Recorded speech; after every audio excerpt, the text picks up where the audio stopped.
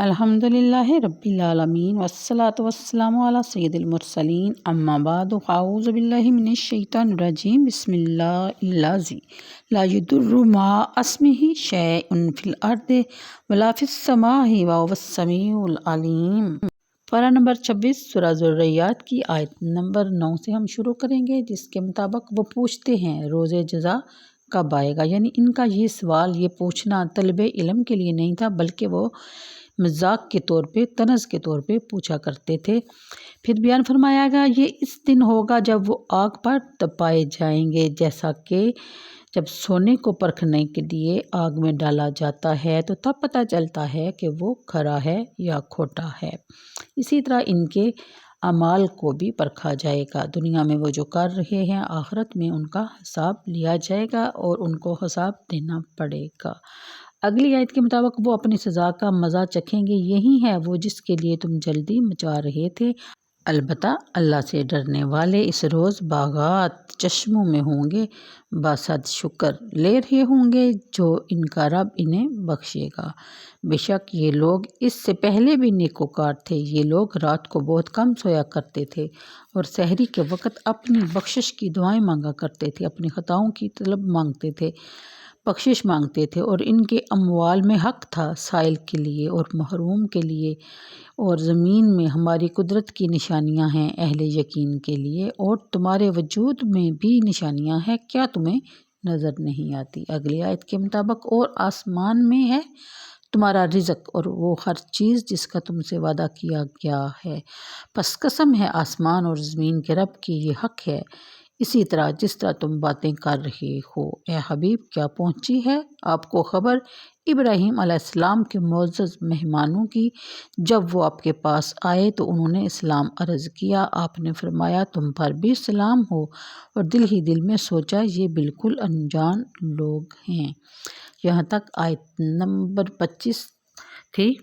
تفسیر کے مطابق انہیں کہا جائے گا کہ اپنے کرتوتوں کا عذاب چکھو جو قیامت کے لیے جلدی مچا رہے تھے۔ پھر اگلی آیت کے مطابق اغیار کے ذکر کے بعد اب احباب کا ذکر ہو رہا ہے۔ ارشاد فرمایا جا رہا ہے کہ یہ جنت کے سدابار باغات میں لطف اندوز ہو رہے ہوں گے۔ سبحان اللہ۔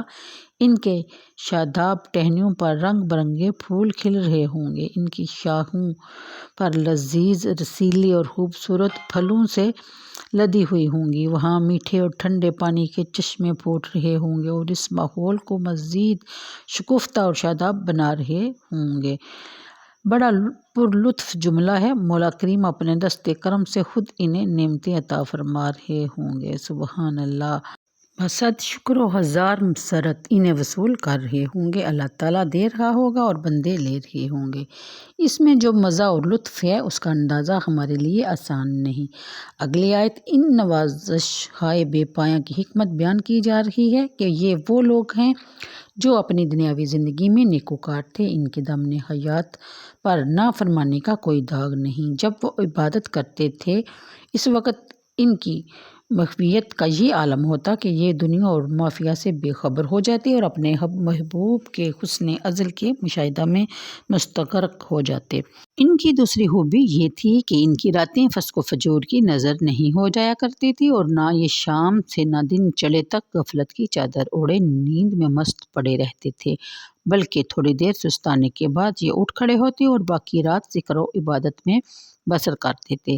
جب سحری کا وقت ہو جاتا تو یہ اپنی کوتاہیوں اور خامیوں کے احساس سے مضطرب ہو جاتے اور بادیدہ گراں اپنی تقصیرات پر مغفرت طلب کرتے، کیونکہ وہاں دل شکستہ ہی رحمت کا مستحق سمجھا جاتا ہے۔ نبی کریم صلی اللہ علیہ وسلم نے اپنے غلاموں کو سحری کے وقت اٹھ کر ذکر الہی میں مشغول رہنے کی بڑی دل نشین انداز میں ترغیب دی۔ حضرت ابو ہریرہ رضی اللہ تعالیٰ عنہ فرماتے ہیں کہ یعنی جب رات کا تیسرا حصہ باقی رہ جاتا ہے تو اللہ تعالیٰ آسمان دنیا پر نزول جلال فرماتے ہیں اور اعلان کرتے ہیں کہ میں بادشاہ ہوں، کون ہے جو مجھ سے دعا مانگے میں اس کی دعا قبول کروں گا، کون ہے جو مجھ سے سوال کرے اور میں اس کا سوال پورا کروں، کون ہے جو مجھ سے مغفرت طلب کرے اور میں اس کے گناہ بخش دوں۔ نبی کریم صلی اللہ علیہ وسلم بلا ناغہ تہجد ادا فرمایا کرتے، اس کے بعد جو ذکر اور دعا حضور فرمایا کرتے وہ میں یہاں آپ کو اس کا ترجمہ بیان کرتی ہوں۔ اے اللہ، ساری تعریفیں تیرے لیے ہیں، تو ہی آسمانوں اور زمین اور جو کچھ ان میں ہے قائم رکھنے والا ہے۔ ساری تعریفیں تیرے ہی لیے ہیں، تو ہی آسمانوں اور زمین میں اور جو کچھ ان میں ہے ان کا بادشاہ ہے۔ ساری تعریفیں تیرے ہی لیے ہیں، تو حق ہے، تیرا وعدہ حق ہے، تیری بقا حق ہے، تیرا فرمان حق ہے، آگ حق ہے، سارے نبی حق ہیں، اور تیرا محبوب محمد صلی اللہ علیہ وآلہ وسلم حق ہے، اور قیامت حق ہے۔ اے اللہ، میں نے اپنا سر تیرے آگے خم کر دیا ہے، میں تجھ پر ایمان لے آیا ہوں، تجھ پر ہی میرا بھروسہ ہے، میں تیری طرف ہی دل سے مائل ہوں، میں تیری مدد سے ہی دشمن کا مقابلہ کرتا ہوں اور تجھے ہی اپنا حکم تسلیم کرتا ہوں۔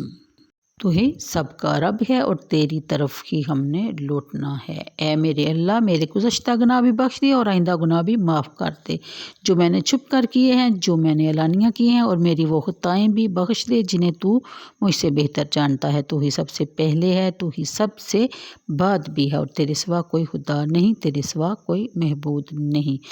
سحری کا وقت کس قدر بابرکت ہے، جو لوگ اللہ کی جناب میں اس وقت حاضر ہو کر دامن طلب پھیلاتے ہیں، ان پر کیسی کیسی نوازشات کی جاتی ہیں، ان کا اندازہ وہی لوگ کر سکتے ہیں جنہیں یہ توفیق نصیب ہو۔ اللہ کرے ہم سب کو بھی سچے دل سے عبادت کرنے کی توفیق نصیب ہو، آمین۔ اگلی آیت کے مطابق ان کی تیسری خوبی یہ تھی کہ اگر کوئی سائل ان کے در پر آ جاتا تو وہ اسے مایوس اور تہی دست واپس نہیں کرتے۔ اگر انہیں پتہ چل جاتا کہ فلاں شخص قصب معاش سے معذور ہے، مرض یا قرض نے اس کی کارکردگی کی صلاحیتوں کو مفلوج کر کے رکھ دیا ہے، یا محلہ میں فلاں بیوہ ہے جس کا کوئی پرسان حال نہیں، یا کسی گھر میں کوئی یتیم بچہ ہے، تو وہ خود وہاں دوڑے دوڑے جاتے اور قصب مقتور ان کی خدمت بجا لاتے۔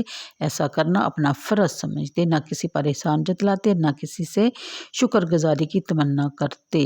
تو آج کے لیے اتنا ہی، مجھے دیجیے اجازت، دعاؤں میں یاد رکھیے گا، ویڈیو کو لائک اور شیئر کر دیا کیجیے، یہ آپ کا بھی فرض ہے۔ اللہ حافظ۔